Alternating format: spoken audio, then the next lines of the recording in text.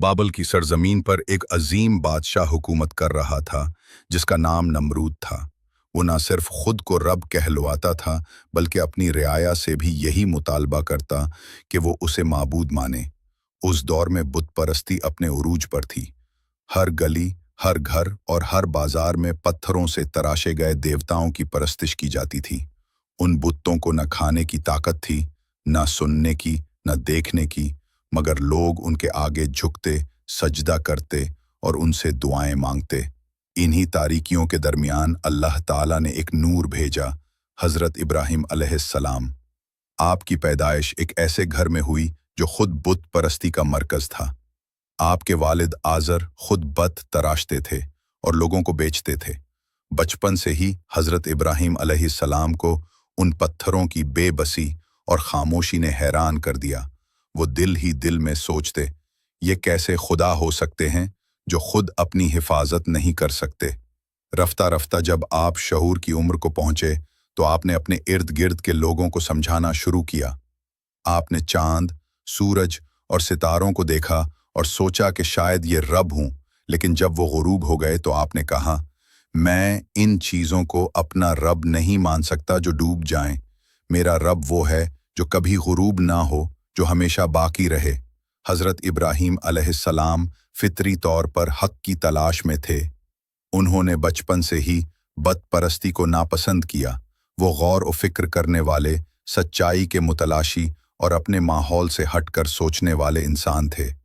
उनकी ये फितरी सच्चाई पसंदी और मुसलसल अल्लाह को तलाश करने की लगन अल्लाह ताला की ख़ास इनायत का सबब बनी।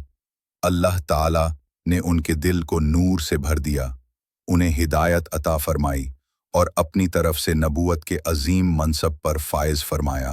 कुरान मजीद में अल्लाह ताला फरमाते हैं, और हमने इब्राहीम को पहले ही से उसकी हिदायत दे दी थी और हम उसे खूब जानते थे। जब हज़रत इब्राहीम अलैहिस्सलाम ने तौहीद की तरफ कदम बढ़ाया, अल्लाह ने उन्हें मुंतखब फरमाया। अल्लाह ताला ने हज़रत इब्राहीम को अपना नबी, रसूल और खलील दोस्त बनाया। नबूवत मिलने के बाद हज़रत इब्राहीम अलैहिस्सलाम पर वही नाजिल होने लगी। उन्हें कौम को अल्लाह का पैगाम पहुंचाने का हुक्म मिला। आपने ये पैगाम निहायत हिकमत, सब्र और नरमी से पहुंचाया। आपने न सिर्फ ज़ुबान से तबलीग की बल्कि अमल से भी अल्लाह की वहदानियत को साबित किया।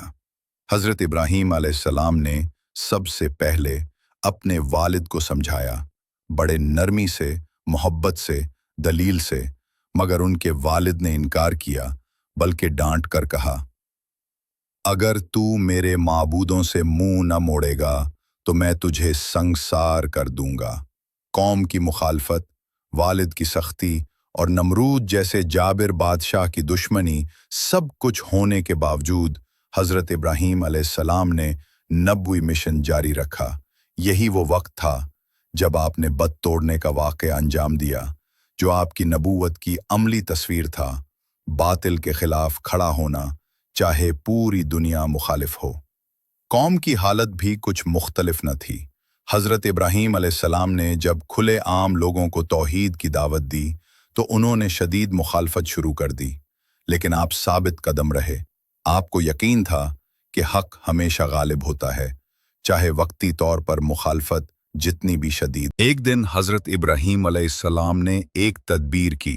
कुमजश के लिए शहर से बाहर जा रही थी। आपने बहाना किया कि वो बीमार हैं और शहर में रुक गए।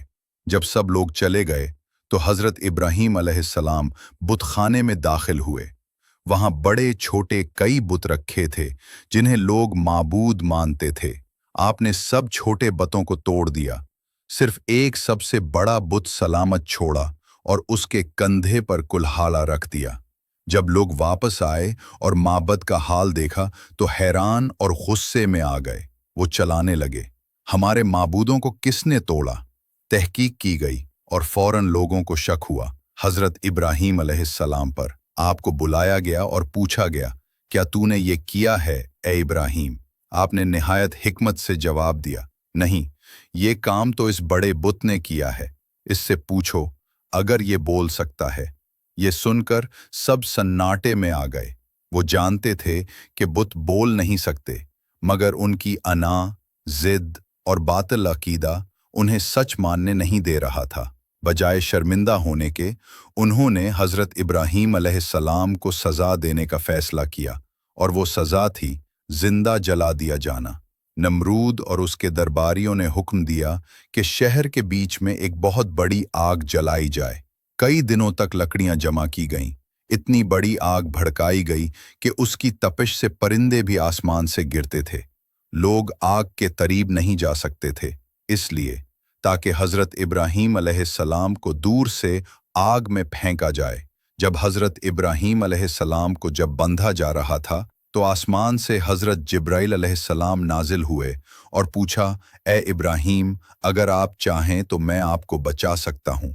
आपने जवाब दिया, मुझे तुमसे नहीं, मेरे रब से मदद की उम्मीद है। अल्लाह ताला ने फौरन हुक्म दिया, ए आग, तू इब्राहीम पर ठंडी और सलामती वाली हो जा। जैसे ही हज़रत इब्राहीम अलैहिस्सलाम आग में गिरे, आग ने आपको कोई नुकसान न पहुंचाया। वो आग आपके लिए एक ठंडी, पुरअमन और महफूज जगह बन गई। लोग हैरत ज़दा रह गए। कुछ ने कहा, इब्राहीम का रब वाकई सच्चा है। ये मोजज़ा लोगों के दिलों पर असरअंदाज होने लगा। मगर नमरूद फिर भी अपनी जिद पर कायम रहा। उसने अल्लाह के पैगंबर के मुकाबले में बहस की, मगर हज़रत इब्राहीम अलैहिस्सलाम ने उसको भी लाजवाब कर दिया।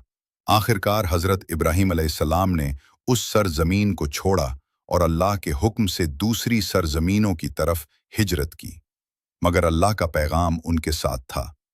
ये वाक़या हमें बताता है कि हक पर चलने वाले को आजमाइश ज़रूर आती है, मगर अल्लाह ताला अपने बंदों को कभी तन्हा नहीं छोड़ता।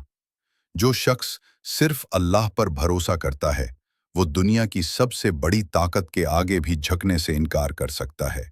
सच्चाई और तौहीद की राह मुश्किल ज़रूर है, मगर कामयाबी इसी रास्ते पर है। अगर आपको ये वीडियो पसंद आई है तो हमारे चैनल को सब्सक्राइब करना ना भूलिए और बेल आइकॉन को दबा दें, ताकि हर नई आने वाली वीडियो आप तक पहुंच जाए। और कमेंट में अपनी राय से आगाह ज़रूर करें।